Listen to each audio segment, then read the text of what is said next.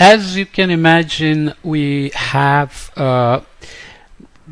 decadal variability in climate modes. For example, El Niños themselves have what is often referred to as ENSO variability, so decades where ENSO activity is very strong, decades where it's very quiet. Typically we look at El Niño, so there are more stronger El Niños, let's say in the 80s and 90s, and then it's a bit quiet after that till 2015 when monstrous El Niño happened again.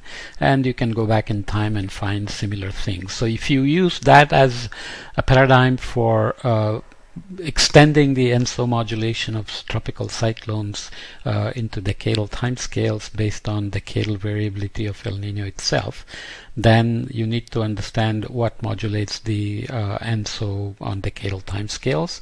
No accepted unified theory exists. It could be just internal variability generated within the tropics itself in the interactions between the ocean and the atmosphere.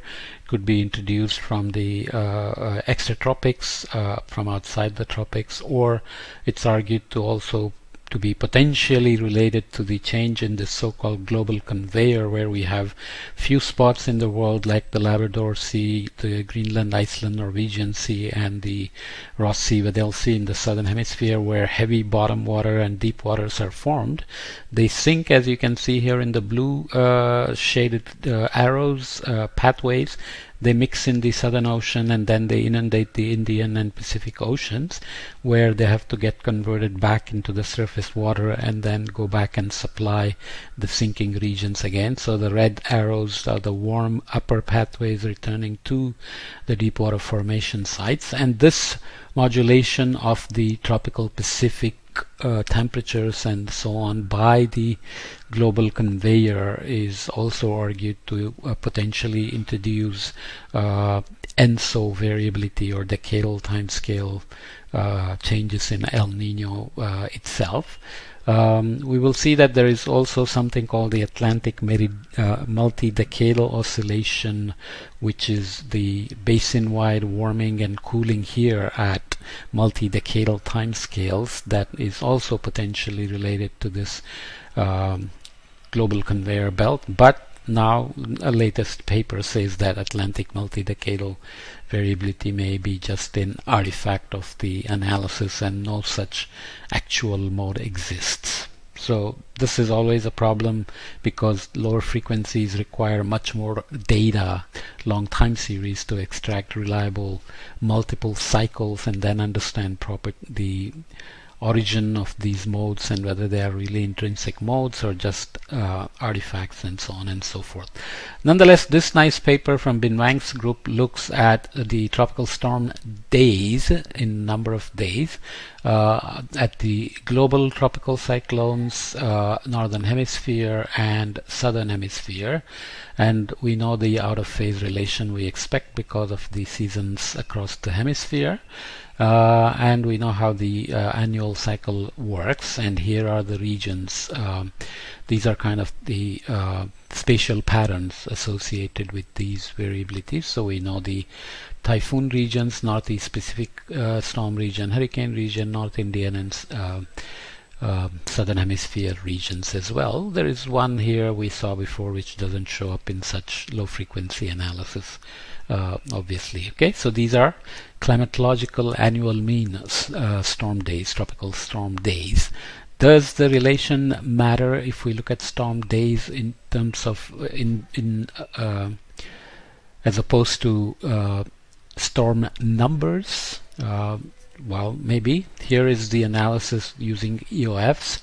So that's the original data looking at the principal component. So that's the spatial loading, and you can see that there is clearly interannual variability in the EOFs of the original tropical storm days data, and here are the tropical storm days plotted, the raw data itself. So you can see that yes, there is maybe interannual and decadal variability in the storm days, but you can also do the analysis by low pass filtering and looking for decadal component. I won't go into the details, but typically they are done with a Fourier running mean, which tends to remove largely the El Nino signal, which is the strongest interannual signal. As expected, the PCs and the raw data show clear decadal modulation of the tropical storm days. When you get multiple cycles like this, you have confidence that the sampling is large enough to conclude various things. And here is the interannual component of that. So this is the total decadal component and interannual component. And not a real trend here, so that's not what we're going to worry about right now in terms of storm days.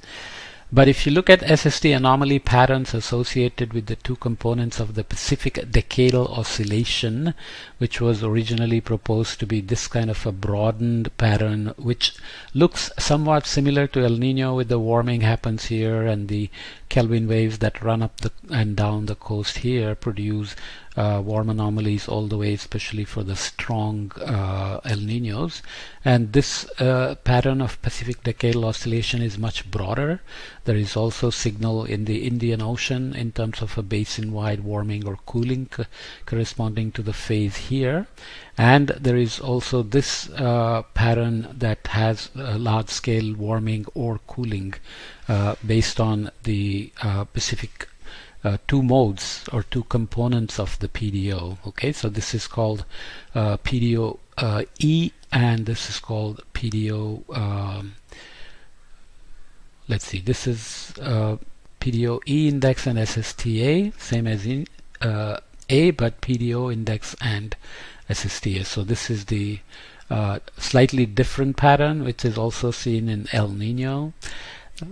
I won't go into the details, but just keep in mind that statistical analysis, EOF analysis, and regressions tend to give you two decadal patterns, and they are associated with different signs of SST variability in the Indian and Atlantic Oceans as well.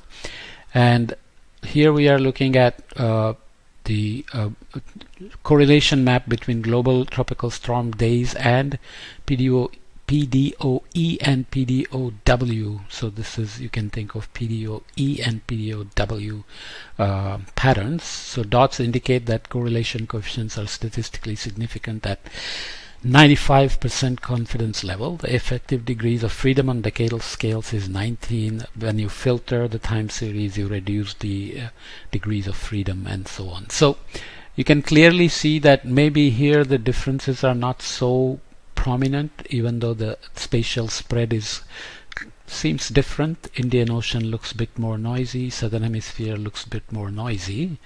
But if you look at the Atlantic, there is a stark difference between PDOE and PDOW, right?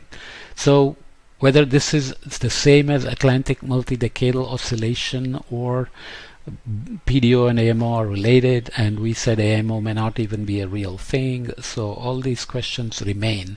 Even PDO, for example, it's not clear whether this is really a mode or a statistical pattern. When you do EOFs and so on, these patterns appear, because there's one argument that this is just a superposition of El Nino and La Nina, which are not perfectly symmetric.